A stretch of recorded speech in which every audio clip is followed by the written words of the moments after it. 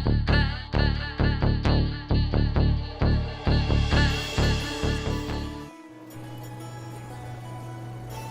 दोस्तों, कैसे हैं आप सब। मुझे पता है आप सब घर में इस टाइम बैठ के बोर हो रहे होंगे due to nationwide lockdown in India. तो मैंने सोचा क्यों ना मैं आपको इस टाइम केदारनाथ की यात्रा पे ले चलूँ, वो भी घर बैठे बैठे। एंड मुझे पक्का यकीन है कि आप ये वीडियो पूरा देखेंगे और मुझे बताएंगे कि ये वीडियो आपको कैसा लगा। दोस्तों, मैं आपको ये बताना चाहूँगा कि ये वीडियो आप एंड तक ज़रूर देखिएगा और मैं गारंटी के साथ कह सकता हूँ कि आप अपने फैमिली के साथ केदारनाथ धाम के दर्शन का प्लान ज़रूर बनाएंगे। तो चलिए अब दोस्तों, हम स्टार्ट करते हैं केदारनाथ की जर्नी। सबसे पहले मैं आपको केदारनाथ के कुछ फैक्ट्स के बारे में बताना चाहता हूँ। केदारनाथ दो संस्कृत शब्दों के कॉम्बिनेशन से बना है, जहाँ पे केदार का अर्थ है क्षेत्र और नाथ का अर्थ है भगवान। केदारनाथ धाम उत्तराखंड के रुद्रप्रयाग जिले में स्थित है। इस तीर्थ स्थान का हिंदू धर्म में एक अनोखा ही स्थान है। केदारनाथ मंदिर उत्तराखंड के गढ़वाल हिमालय श्रृंखला में 11,000 फीट पर मंदाकिनी नदी के किनारे चोराबड़ी ग्लेशियर के पास स्थित है और ये एक मंदिर है जो भगवान शिव जी को समर्पित है और 12 ज्योतिर्लिंगों में से भी एक है। तो चलो दोस्तों, मैं अब आपको बताता हूँ कि इस यात्रा पर जाने का प्लान हमने कैसे किया और आप भी कैसे केदारनाथ धाम की यात्रा का प्लान कर सकते हैं। इस यात्रा पे जाने का मन मेरा काफ़ी टाइम से था, पर भोलेनाथ के आशीर्वाद से मुझे ये चांस पिछले साल जून 2019 में मिला, जब मैंने अपने 4 और दोस्तों के साथ केदारनाथ धाम की यात्रा का प्लान बनाया। हमने ऑफिस के बाद गुड़गांव से अपनी जर्नी लेट नाइट स्टार्ट करी केदारनाथ धाम के लिए। हमने टैक्सी 1 वीक पहले से ही बुक करा ली थी। अगर आप केदारनाथ धाम अपनी हायर टैक्सी या कैब से जाना चाहते हैं तो आपको इसका चार्ज अराउंड 14 से 15,000 रुपये पड़ेगा राउंड ट्रिप का। पर टैक्सी के अलावा कई और भी तरीके हैं जिससे आप केदारनाथ जा सकते हैं। अगर आप फ़्लाइट लेना चाहते हैं तो जोली ग्रांट एयरपोर्ट केदारनाथ से सबसे पास में एयरपोर्ट है। एयरपोर्ट के बाहर से आपको डायरेक्ट कैब या टैक्सी हायर कर सकते हैं, जो कि आपको सोनप्रयाग ड्रॉप कर देगी और वहाँ से आप अपनी यात्रा स्टार्ट कर सकते हैं। फ़्लाइट में आपको करीबन 5 से 6,000 रुपये का राउंड ट्रिप का फेयर पड़ेगा। और अगर आप कुछ सस्ता ऑप्शन ट्राई करना चाहते हैं तो आप ट्रेन या बस से भी जा सकते हैं। ट्रेन आपको ऋषिकेश तक मिल जाएगी, वहाँ से आपको आगे प्राइवेट टैक्सी या फिर बस से आप सफ़र कर सकते हैं। उत्तराखंड टूरिज़्म की बस सर्विस आपको सोनप्रयाग तक छोड़ती है। सोनप्रयाग ही लास्ट पॉइंट है जहाँ तक आपकी बस, गाड़ी या कार इत्यादि जा सकती हैं। और सोनप्रयाग के बाद आपको गौरीकुंड जाना होता है पैदल, जहाँ से आपकी यात्रा स्टार्ट होती है।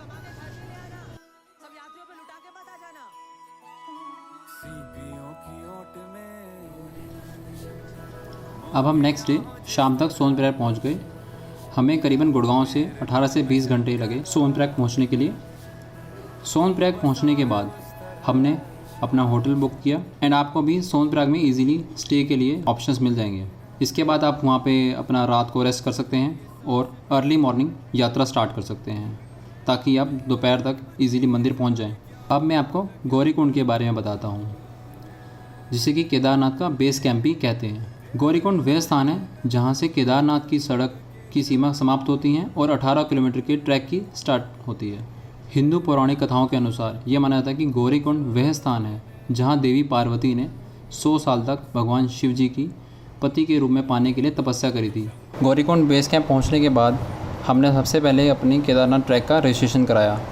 हर यात्री को रजिस्ट्रेशन अनिवार्य है। सिंपली आप उत्तराखंड टूरिज़्म का एक मोबाइल ऐप है, उसको डाउनलोड करने के बाद अपना और अपनी फैमिली का डिटेल्स आप ऐड कर सकते हैं और उसके बाद यात्रा स्टार्ट कर सकते हैं। अब प्रश्न उठता है, गौरीकुंड से मंदिर तक कैसे पहुंचा जाए। गौरीकुंड से मंदिर तक पहुंचने के 5 तरीके हैं। सबसे कंफर्टेबल तरीका है पालकी या डोली, जिसमें आपको 8 से 10,000 रुपये राउंड ट्रिप का लगेगा आपका। सेकंड ऑप्शन है आपका पिट्ठू, जिसमें आपको 5 से 6,000 के बीच में राउंड ट्रिप में आपकी यात्रा हो जाएगी। इसके अलावा आप खच्चर से भी जा सकते हैं। एंड नेक्स्ट ऑप्शन है हेलीकॉप्टर सेवाओं के माध्यम से भी बहुत आसानी से पहुंचा जा सकता है। जो कि उत्तराखंड के अलग अलग एरियाज़ में अवेलेबल है, जैसे कि गुप्तकाशी, सिरसी और फाटा। इन तीनों जगहों से आप केदारनाथ के मंदिर के लिए डायरेक्ट हेलीकॉप्टर हायर कर सकते हैं। बट हेलीकॉप्टर में एक कंडीशन है कि आपको बुकिंग लगभग 20 से 25 दिन पहले करानी होगी और आपका हेलीकॉप्टर में किराया 5,000 तक होगा।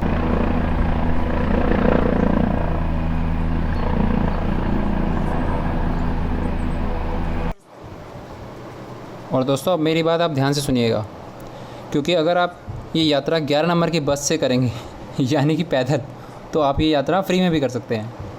हमने ये यात्रा चढ़ते टाइम तो पैदल करी और उतरते टाइम खच्चर से की।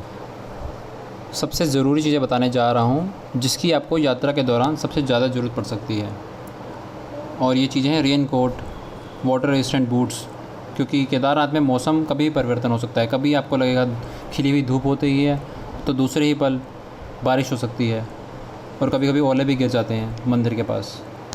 सेकंड है फ्लैश लाइट, फिर विंटर जैकेट्स, रक्सैक, और आप इसका भी ध्यान रखिएगा कि सूटकेस या कोई हैवी आइटम अपने साथ ट्रैक पर ना लेके जाएं, क्योंकि इससे आपको रास्ते में दिक्कतें हो सकती हैं। अपना बैकपैक या स्मॉल बैग रखें अपने पास और उसे हमेशा लाइट से लाइट रखें। खाने पीने के छोटे मोटे आइटम आप रख सकते हैं, जैसे चॉकलेट बार वगैरह, एनर्जी बार, ग्लूकॉन-डी रास्ते के लिए। केदारनाथ यात्रा हर साल अप्रैल और मई के महीने में शुरू होती है और अक्टूबर नवंबर में ख़त्म हो जाती है। सितंबर महीना केदारनाथ यात्रा का सबसे बेस्ट टाइम माना जाता है, क्योंकि बारिश के बाद पूरी घाटी धुली हुई और फ्रेश हो जाती है। चारों तरफ केवल हरियाली ही हरियाली नज़र आती है और काफ़ी अच्छा सीनिक ब्यूटी का नज़ारा बन जाता है, और आप फ़ोटो खींचते खींचते थक जाएंगे।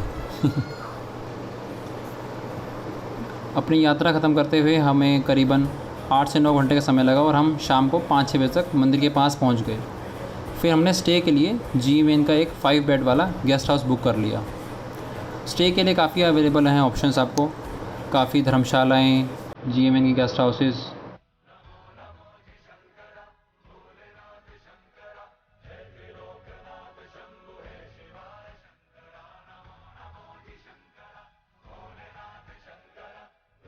केदारनाथ धाम की ये वीडियो अब यहीं ख़त्म हो रही है और मैं उम्मीद करता हूँ आपको ये वीडियो पसंद आई होगी।